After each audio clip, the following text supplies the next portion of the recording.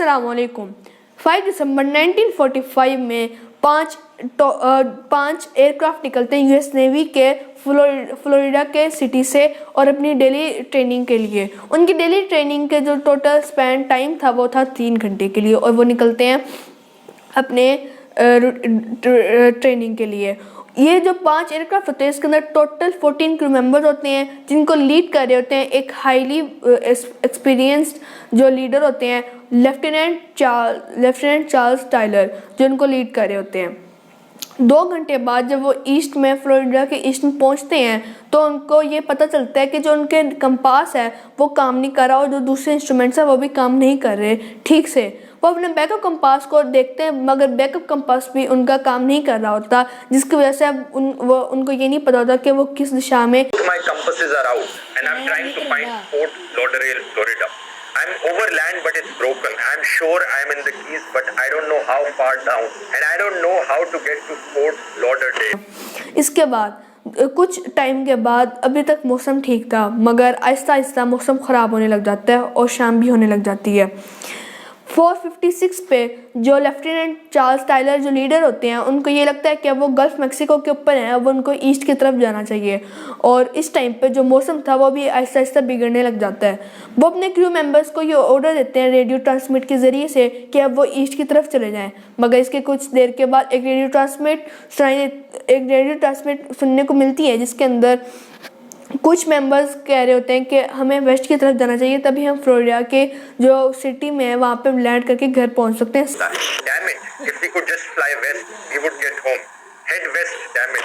Safely, मगर जो leader है उनके इस बात को फॉलो किया जाता है और वो ईस्ट की तरफ मुड़ जाते हैं।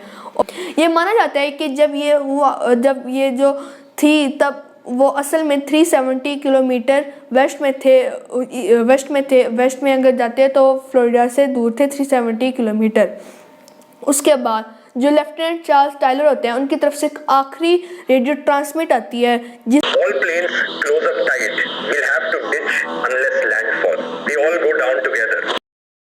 इसके बाद वो जो 5 एयरक्राफ्ट होते हैं वो टोटली डिसअपेयर हो जाते हैं, उनका कोई ना आता होता है ना कोई पता होता है। उनको रेस्क्यू करने के लिए एक एयरक्राफ्ट को भेजा जाता है marine search and rescue aircraft, जिसके अंदर 13 लोग होते हैं और उनको रेस्क्यू करने उनको सर्च करने निकलते हैं, मगर वो जो एयरक्राफ्ट होता है वो भी गायब हो जाता है।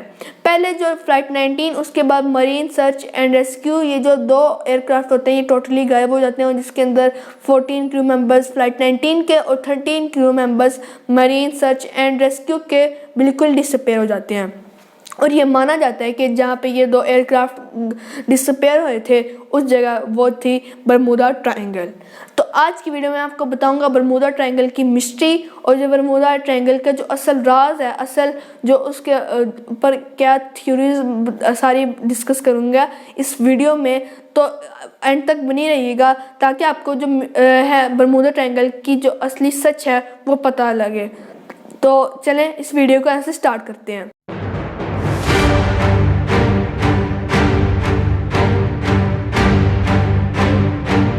ये बताया जाता है कि तकरीबन 100 से ज़्यादा जहाज़ और एयरक्राफ्ट बरमूदा ट्रायंगल के अंदर जाके गायब हो चुके हैं और डिसअपेयर हो चुके हैं।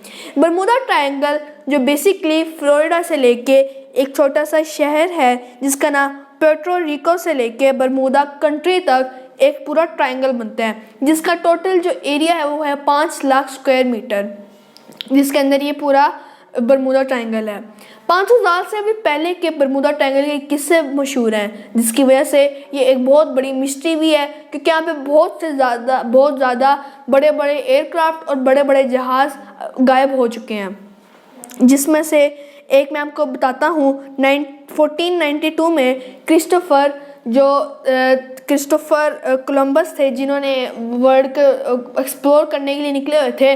वो यहाँ इसके पास से बरमूदा ट्रायंगल के इलाके के पास से गुजरे और वो उनका ये कहना है कि जब वो इसके पास से गुजरे थे तो जो उनके कंपास थे वो काम करना बंद कर दिए थे और वो ख़राब हो गए थे, ठीक से डायरेक्शन नहीं बता रहे थे। और एक रात उनका तो ये कहना भी है कि उन्होंने जब रात को बरमूदा ट्रायंगल में एक आग का गोला देखा जो उनके सामने था और वो एकदम जाके बरमूडा ट्रायंगल के अंदर जाके गिर गया। ये जो क्रिस्टोफर कोलंबस का कहना है। इसके अलावा ऐसे बहुत से बड़ी बड़ी मिस्ट्रीज़ भी हैं बरमूडा ट्रायंगल से रिलेटेड। तो चलें मैं आपसे एक मिस्ट्री इसके बारे में शेयर करता हूँ। 4 मार्च 1998 में एक अमेरिका का एक बहुत बड़ा सारा जहाज़ था जिसका नाम था US साइक्लॉप्स, जो एक बहुत बड़ा जहाज़ था अमेरिका के लिए, उनका एक बहुत बड़ा एसेट भी था। वर्ल्ड वार 1 में ख़ास तौर पे इस जहाज़ ने उनका बहुत साथ भी दिया था। ये जो जहाज़ था US साइक्लॉप्स, ये निकला था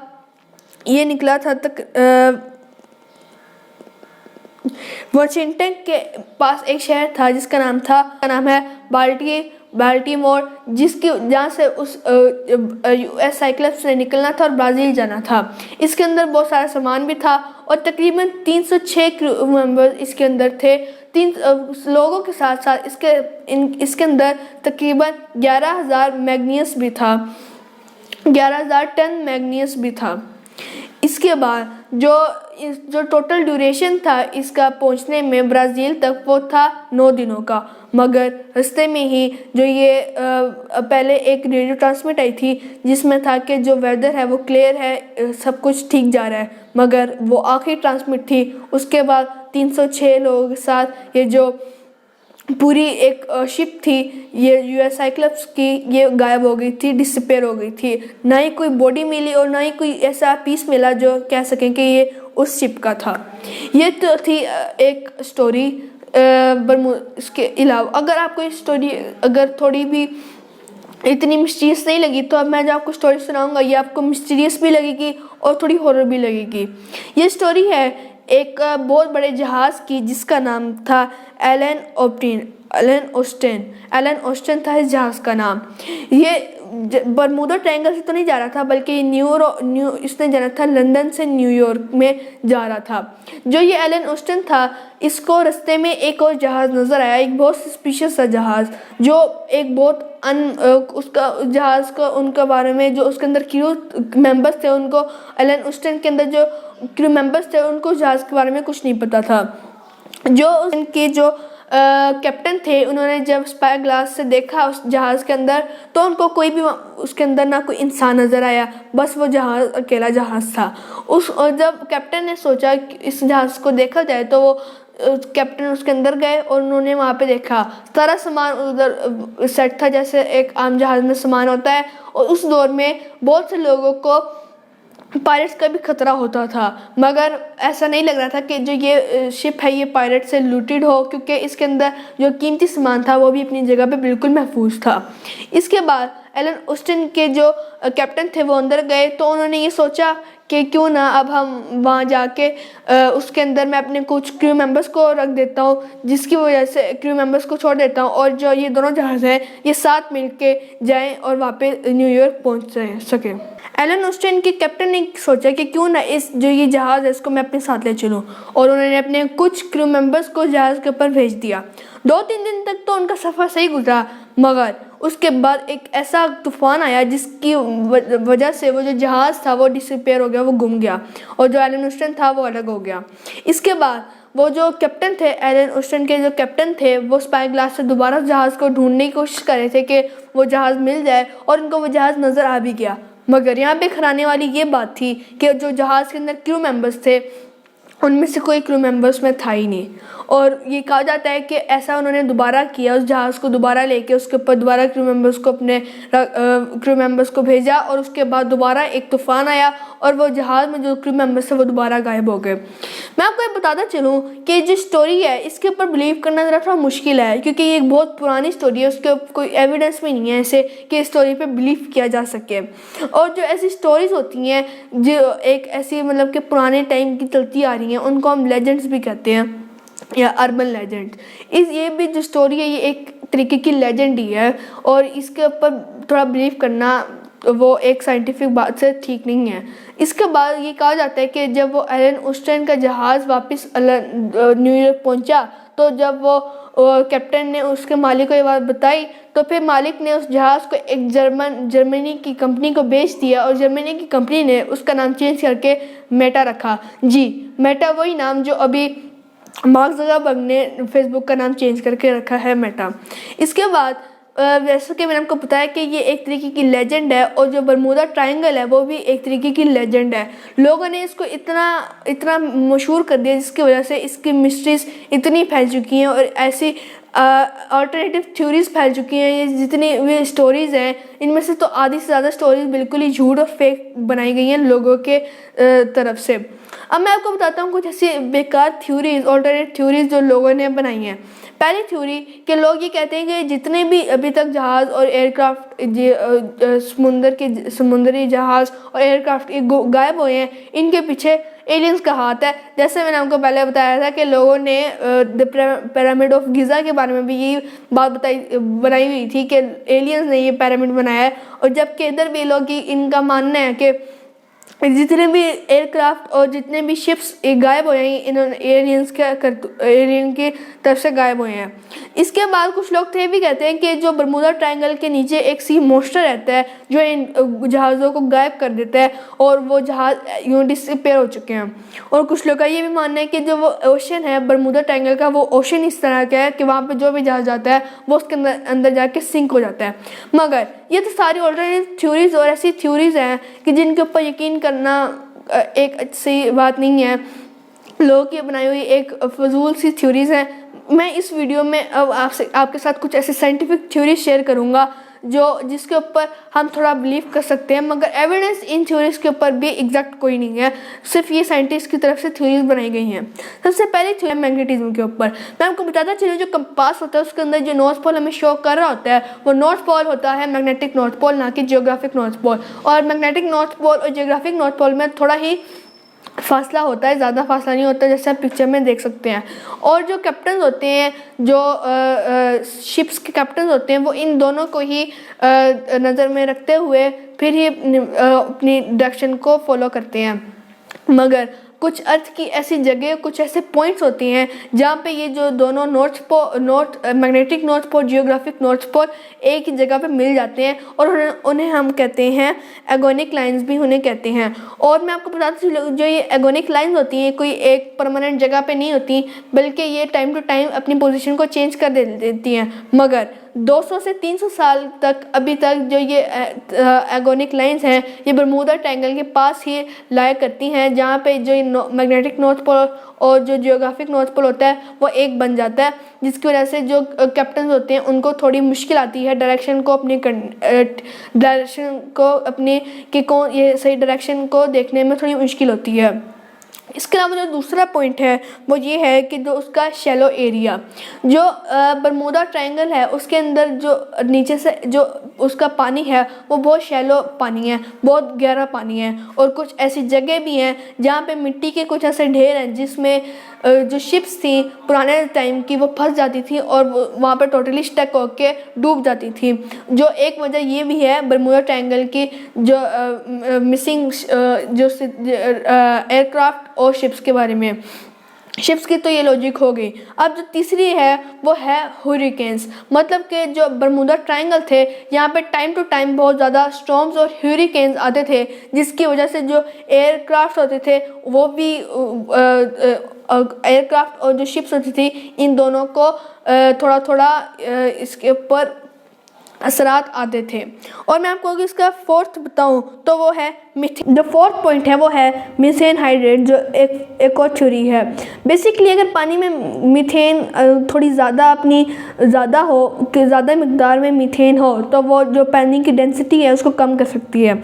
इसका अगर मैं आपको समझाऊं तो जैसे कि एक सॉल्ट वाटर में, ज़्यादा सॉल्ट वाटर में हमारी बॉडी तैर सकती है जिसमें डेंसिटी बढ़ जाती है, और यहाँ पे बिल्कुल अपोजिट होता है अगर मीथेन पानी में हो। और ये कहा जाता है कि बरमूदा ट्रायंगल के नीचे ऐसे बहुत से इरप्शन मीथेन हाइड्रेट्स के इरप्शन होते थे, जिसकी वजह से कभी कभार जो वहाँ की शिप्स होती थी वो इसी वजह से सिंक कर जाती थी डेंसिटी कम होने की वजह से। और एक ऐसा साइंटिफिक एक्सपेरिमेंट भी हो चुका है जिसके अंदर आप देख सकते हैं कि वो जो मीथेन की वजह से शिप कैसे डूब रही है। अब जो इसके फिफ्थ पॉइंट है वो साइकोलॉजी से रिलेटेड है, और इस पॉइंट के ऊपर मैं थोड़ा एग्री करता हूँ कि ये भी वजह हो सकती है ये सारी मिस्ट्री के पीछे।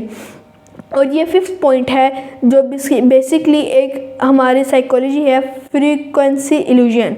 फ्रीक्वेंसी इल्यूजन बेसिकली एक ये मतलब होता है, जब आप किसी चीज़ के ऊपर ज़्यादा गौर करोगे तो वो चीज़ आपको ज़्यादा नज़र आएगी या ज़्यादा उसके बारे चीज़ आपको ज़्यादा नज़र आएगी। फॉर एग्ज़ाम्पल, अगर आपकी फैमिली में कोई नई गाड़ी लेता है, फॉर एग्ज़ाम्पल स्विफ्ट नई गाड़ी लेता है, आपके दिमाग में स्विफ्ट है, और अगर आप बाहर रोड्स पर जाओगे तो आपको ज़्यादा स्विफ्ट नज़र आएंगे, क्योंकि आपका दिमाग अभी स्विफ्ट की तरफ है और आपको वही चीज़ ज़्यादा नज़र आएगी। और आप कहोगे कि स्विफ्ट तो ऐसे ज़्यादा होने लगी, हालांकि वो जो स्विफ्ट होगी वो जो गाड़ियों की वो नंबर होगा वो कॉमन ही होगा, मगर वो आपको ज़्यादा लग रहा होगा, वो नंबर ज़्यादा लग रहा होगा। और यही एक साइकोलॉजी है जिसको कहते हैं इल्यूजन, फ्रीक्वेंसी इल्यूजन। अब आप सोच रहे होंगे कि इसको बरमूडा ट्रायंगल के उसमें कैसे किया, ये कैसे रिलेट करती है बरमूडा ट्रायंगल से। ये इस तरह रिलेट करती है कि ऐसे बहुत सी मिस्टीरीज हमें बताई गई हैं बरमूडा ट्रायंगल के बारे में, और हमारा दिमाग सिर्फ और सिर्फ बरमूडा ट्रायंगल पे भी है। हालांकि बरमूडा ट्रायंगल के अलावा भी ऐसी बहुत से इंसिडेंट बहुत से और भी समुद्रों में हुए हैं जो हम नज़रअंदाज कर चुके हैं। बहुत से ऐसे इंसिडेंट्स हुए हैं, बहुत से ऐसे एयरक्राफ्ट गायब हो चुके हैं, बहुत से ऐसे जो शिप्स हैं, बड़े बड़े शिप्स गायब हो चुके हैं, डिसअपेयर हो चुके हैं, मगर हमारा ध्यान सिर्फ बरमूडा ट्रायंगल पे है, क्योंकि बरमूडा ट्रायंगल की मिस्ट्रीज़ बहुत ज़्यादा फेमस हैं। यही एक वजह है जिसके पीछे की हम ये समझ सकते हैं कि बरमूडा मिस्ट्री भी यही साबित करती है कि जो बरमूडा की मिस्ट्री है वो ये नहीं है कि उसके नीचे कुछ ऐसा ऑब्जेक्ट हो या कोई ऐसी फील्ड हो कि वो जो जितने भी एयरक्राफ्ट और जो जितने भी हमारे यहाँ के शिप्स हो उनको वो अपनी तरफ खींचे, बल्कि ये सिर्फ हमारा वहम है। और हमें ये ऐसा लगता है कि ये जब बरमूडा ट्रायंगल ये जो पॉइंट है, यहाँ पे कोई ऐसी चीज़ है जिसकी वजह से यहाँ पे ज़्यादा चीज़ें मिसिंग होती हैं और यहाँ पे ज़्यादा चीज़ें जो डिसअपेयर हो जाती हैं, मगर कुछ ऐसा नहीं है, बल्कि और भी बहुत से ऐसे एरियाज़ हैं वर्ल्ड में जहाँ पे इससे ज़्यादा हरिकेन्स आते हैं, इससे ज़्यादा स्टॉर्म्स आते हैं और इससे ज़्यादा वहाँ पे चीज़ें डिसअपेयर होती हैं। एक WFF की तरफ से एक रिसर्च की गई जिसमें ये 10 सबसे डेडलेस्ट ओशंस के बारे में बताया गया, वाटर बॉडीज़ के बारे में बताया गया कि वहाँ पर जब स्टॉर्म्स वगैरह आए, और उन टॉप 10 में जो बरमूडा ट्रायंगल के एरियाज़ में कोई एक एरिया भी नहीं था। इससे साबित होता है कि वहाँ के जो हरिकेन्स हैं वो इतने डेंजरस नहीं हैं, मगर हम ये बातें इतनी मिस्ट्रीज़ बना चुके हैं, इतने थ्योरीज बना दी गई हैं जिसकी वजह से हमारा ज़्यादा दिमाग बरमूडा ट्रायंगल की तरफ डिवाइड होता है। आई होप आपको मेरी ये बात समझ आई होगी। अगर आपको समझ नहीं आई तो आप वीडियो को थोड़ा बैक करके दोबारा से मेरी बात को समझ सकते हैं। आई होप आपको मेरा ये टॉपिक भी आज का बरमूडा ट्रायंगल के बारे में अच्छा लगा होगा। अगर आपको मेरा टॉपिक अच्छा लगा तो इस चैनल को सब्सक्राइब कर लें ताकि आपको ऐसे यूनिक टॉपिक्स देखने को मिलते रहें। वो भी अनदर वीडियो, तब तक लिए अपना ख्याल रखिएगा। अल्लाह हाफिज़।